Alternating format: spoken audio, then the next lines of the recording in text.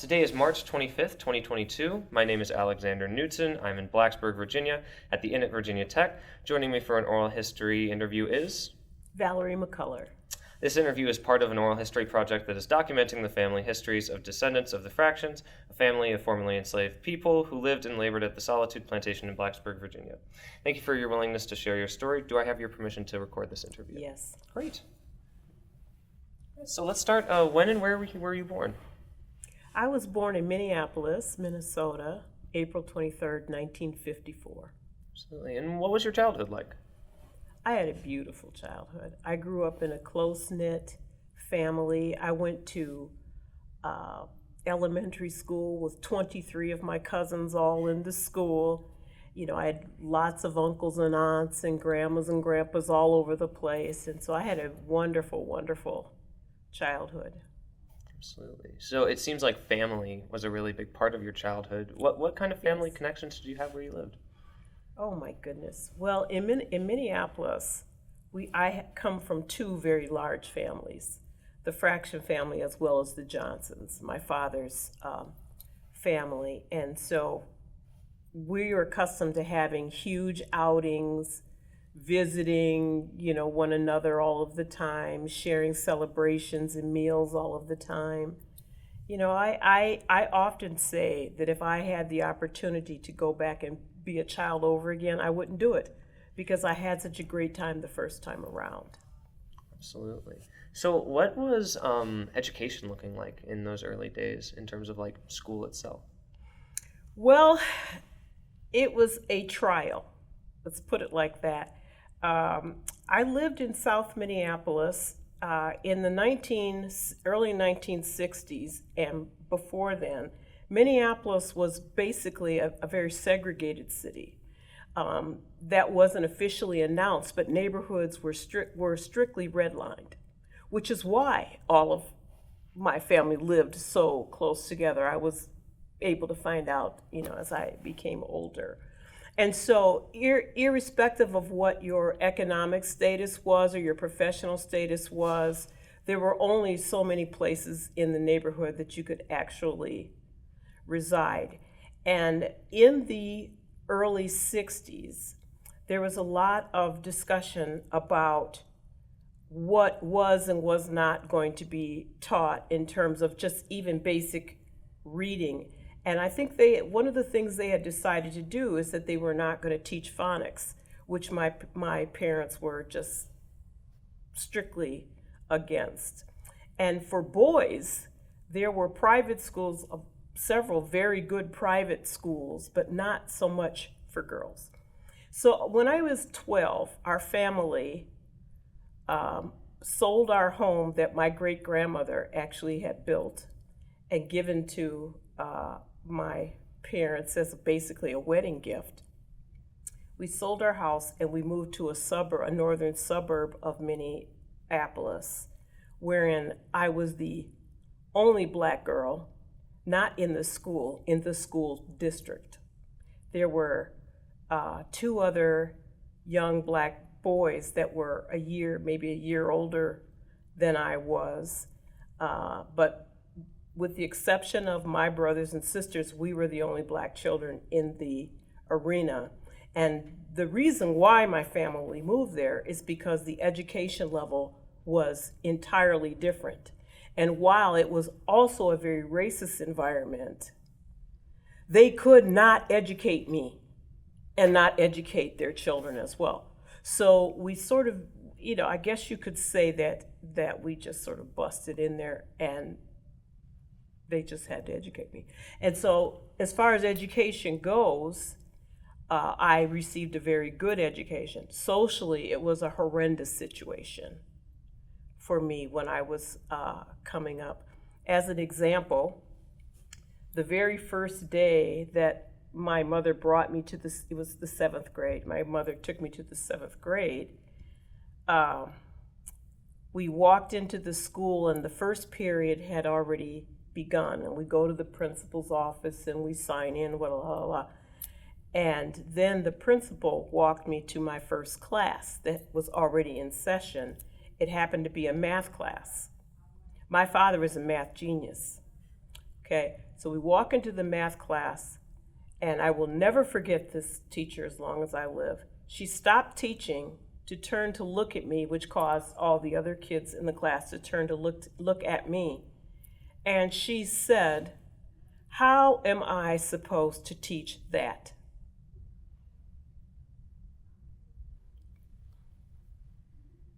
And she sat me way in the back of the room.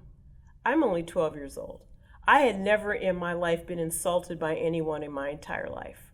Okay, it was horrible. And another day, the principal then just sort of turned around and walked away and did nothing.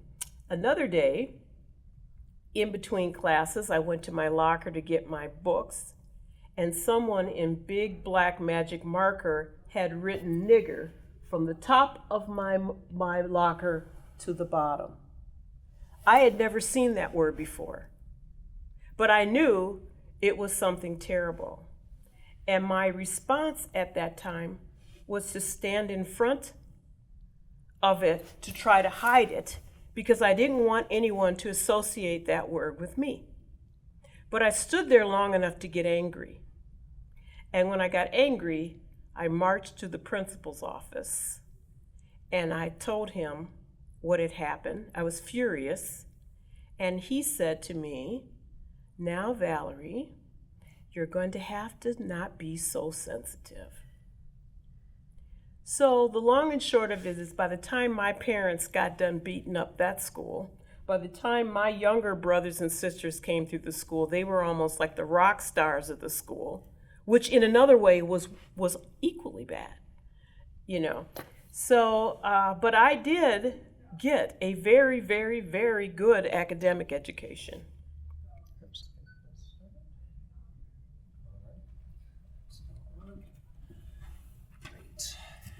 Okay. Today is March 25th, 2022. My name is Alexander Newton. I'm in Blacksburg, Virginia at the Inn at Virginia Tech. Joining me for an oral history interview is Valerie McCullar and Jordan Washington.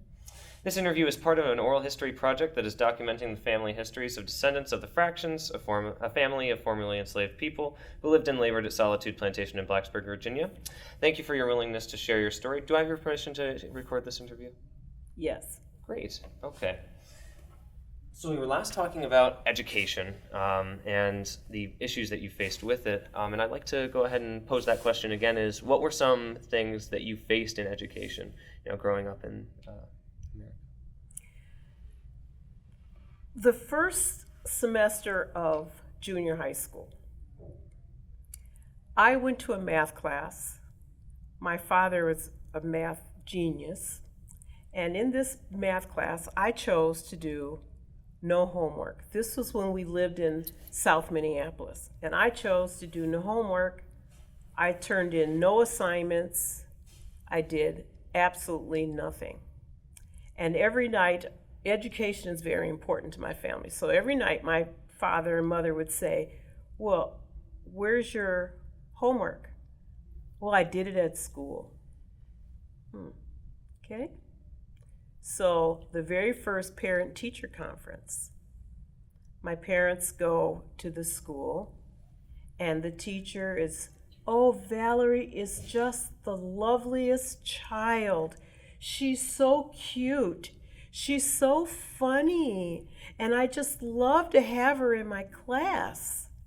This is a white teacher. My mother said, "My child is not here to entertain you. I want to see her work, because she has not been coming home with any homework, and I see on her grading card she has a B+ in this class." "Well, she's just a joy to have. I want to see her work."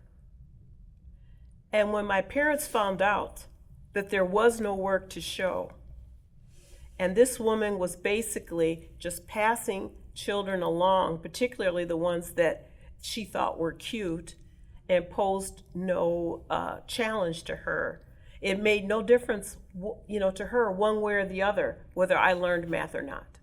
And that was the bottom line. And they decided, no, we've got 5 children. We're not going to fight through this. We're just going to go co-opt someone else's school district and we will mold it to fit what needs to be done for our children. And they did that. And so you might recall that I opened by saying to you that I had a wonderful and glorious childhood, and maybe these couple of stories sound not so glorious, but actually they were, because I have very strong family, very strong parents who stood by us, fought for us, and I never was left unattended or unsupported.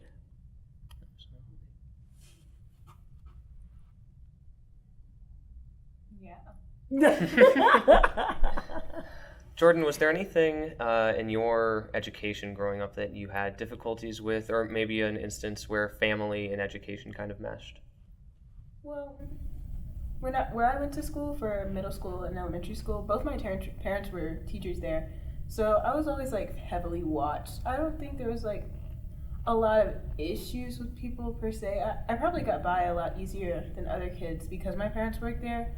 Because I remember in 7th grade, I think they were just trying to clear kids out because people were transferring in. But particularly like our minority students, like our Hispanic and our Black students, they were getting kicked out for like weird reasons. Like they would have fights, but they were like off campus on a weekend and nobody was injured, and they would get kicked out of school for that. I remember one kid got kicked out because I think he hit someone with a water bottle on accident, and they told their parents, and their parents got him kicked out too. So by the end of the day, by the end of the year, my first period was like 7 people big. But after that, I went to a pretty majority high school. So people kind of look down on our high school because there's a bunch of like Hispanic and Black people there. But it's pretty welcoming to the people who are in there. So I've had a pretty good experience, I would say. Absolutely. Well, it seems like family is a really important part of y'all's lives. I'm curious whether your families discussed your heritage, when you were younger. Did we discuss heritage? Yeah. I would say a lot more recently, but when I was younger, it was definitely like important, especially since where I live, we weren't like surrounded by a bunch of our family, because I lived in Alabama and then I moved to Florida. But we always talked about it. But when I was like, I want to say around 10, we started talking about like how our heritage may affect how we're treated in the outside world. It's where we were like really confronted with things like police brutality and just like racial profiling. Mm-hmm. Yes. See, the majority of our local family, and I think one thing you will find when you're talking to all of the fractions is they will all tell you they all thought that they were kind of the only ones. We lost touch with one another somewhere around 1910, 1920. Have no idea why that is. But every pocket of fractions you will find thought that they were the only ones. And so we were in Minnesota. Jordan was born in Alabama. Her mother went to Tuskegee University and married another Tuskegee student from Florida. So needless to say, they enjoyed to stay in the South. So Jordan and her brothers were not raised around lots and lots and lots of cousins and aunts and uncles and everyone. We had to travel back and forth. So our upbringings were very, very different. Her education experience was a lot better than the one I experienced. But as far as our heritage was concerned, there is this general overarching subject of Black culture, Black history, and Black heritage, which we all are well voiced in. But if you want to narrow it down to this particular family, who is your grandfather, who's your great-grandfather, who's your great-great-grandfather, you can't go back very far. And even we have learned, even if they could, the elders did not. Okay, and we are speculating why that is. There are a lot of reasons why that could be. Perhaps they didn't want to burden us with the history of enslavement and all of the horrors of Reconstruction and Jim Crow and all of those things, which were not that long ago, if you think about it. So that could be one reason why they didn't bring it up. Maybe they thought that it would be better if we just focused forward. Maybe they felt ashamed. I hope that's not the case. Maybe it was. Maybe we weren't asking the right questions. Maybe we didn't question them at all. So there's a lot of reasons. So I knew my grandfather very, very well, James Fraction. He's a wonderful, wonderful person. And I knew of his sisters. One lived in Boston, one lived in Roanoke, I believe. I could be wrong about that. But that was it. Mostly it was your immediate uncles and aunts and whatnot. And we thought of ourselves in the global Black perspective. Absolutely.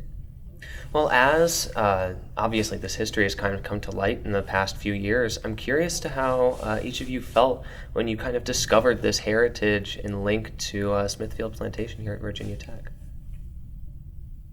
You want to go first? I can.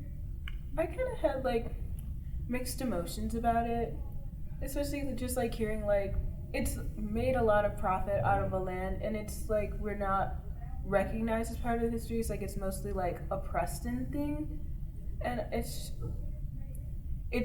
weird to me with all the like conflicting political things for it to not be spoken of, because especially I know it's like not just this college, like a bunch of other ones have probably been put on plantations, for them to not recognize that history and more of a like broader spectrum of them doing it, and not just like, oh, this happened, we don't really need to talk about it. It's just conflicting emotions.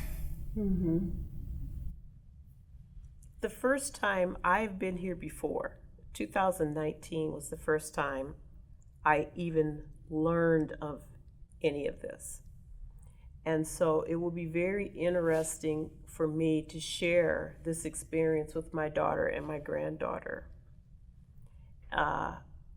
It is infuriating, and it is emboldening at the same time. I am 68 years old, and to meet one new cousin at 68 years old is fantastic. This weekend, I'm going to meet 100 new cousins, and it's absolutely lovely. That's what I came here for. I came here to meet my family and to help to build and reestablish our lost tribe. Absolutely. And as this weekend, which is a very momentous occasion, especially in the history of the family, I'm curious as to how you feel finally getting to meet these people that you had no idea about before.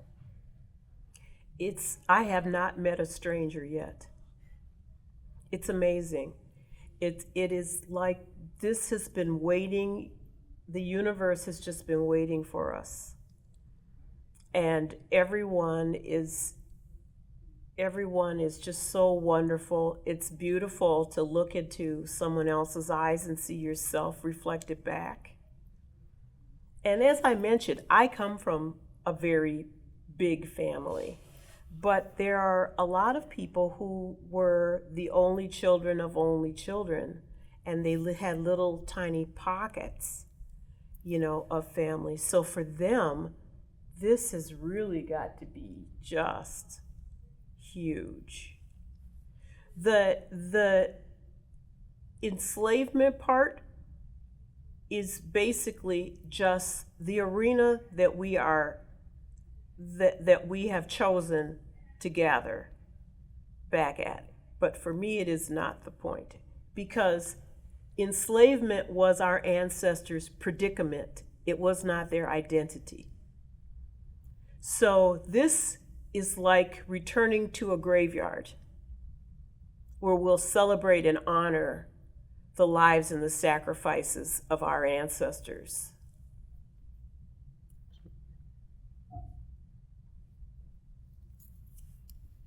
What, Jordan? I was like, why are you looking at me again? Because I'm so proud of you. I am so proud. You know, this knowledge and this family gathering is happening to her at a very young age. But she's eloquent. She can process all of this. Her family going forward will never be lost. Absolutely. Jordan, I'm curious, how does it feel for you to come here and not only celebrate the legacy of your heritage, but also to have so many new family members that you finally get to see, especially at a young age? It's kind of interesting since I didn't grow around, like, in Minnesota, there's, like, a giant population of us. Well, not giant, but giant for me, because, like, in Florida, it's pretty much, like, me and my immediate family, and that's, like, who I'm around most of the time. So it's kind of like going to a family gathering but like you seem familiar, but I know I don't know you. Mm-hmm. Absolutely. Yeah. I'm curious, one of the large aspects of the heritage here at Tech, especially with Smithfield, is the Mary Tree. And I'm curious as to whether either of you have been able to see the Mary Tree before it was unfortunately struck down. I believe the Mary Tree waited for us to come back. Because the Mary Tree was sick a long time. That stupid cornfield experiment I could go on and on about. But that tree, I saw the tree before she died. And I felt when I went back there, and this is not anthropomorphizing a tree, but I could just tell you what I've experienced when I was there. It was like this tree knew us and almost was able to exhale, and it was okay to go home and live with God now and tell her story. That's what I feel about that tree.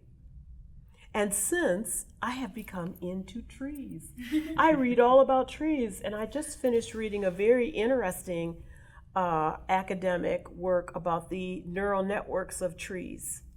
That's very, very interesting. Trees have a huge amount of intelligence, and they actually have a neural network through fungal fibers in the ground, and they can sense the other trees around them, who's lacking nutrients, who needs water, who knows whatever, and they are able to take care of one another as long as there's a healthy amount of biodiversity around them. And so now I'm a tree person. I go around talking to trees saying, hi, how you doing? You're looking great.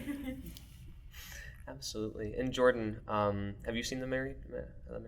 I was not able to see the Mary Tree, so I bet it was. But you saw the picture, though. I did see the picture. Yeah. Absolutely. So hearing that description of how it felt to finally see the Mary Tree, what do you think? I think she's right. Like, it's so almost impossibly coincidental that it was sick for so long, and then it's finally come down after we've all been able to gather and reconnect with everybody who was lost a really long time ago. So I think it's almost like the tree's roots have like finally reached us, and now it doesn't need to hold us together anymore. That was gorgeous. That's my granddaughter. Well, as these kind of untold stories, especially from universities, pop up across the country, but especially here at Tech, I'm curious to hear your thoughts on the university itself and how it's handling such an event. I can't speak to the university itself other than to say I could speak to certain individuals. Absolutely. I know Dan Thorpe very well. He's been a gift to our journey. I can say that it is amazing to me that an institution such as this would dedicate so auspicious an occasion to invite us here and talk about hard truths. That is unique, and it is to your credit. What about you, Jordan? I think for sure. Like a lot of the time I'll see, especially with like corporation stuff, it's usually better to just like sweep things under the rug, especially with how things are coming with Black Lives Matters and other issues coming to light. It's just easier to avoid the conflict. But I think it's very impressive that they faced this issue head on and they decided that everybody needs to be recognized and the story needed to be told. Right. Told right and told well. Mm-hmm. Absolutely. Well, I just have one last question for y'all. As people look back on these interviews and this event and this weekend, for historical purposes or to learn something, what would you like them to take away from this interview?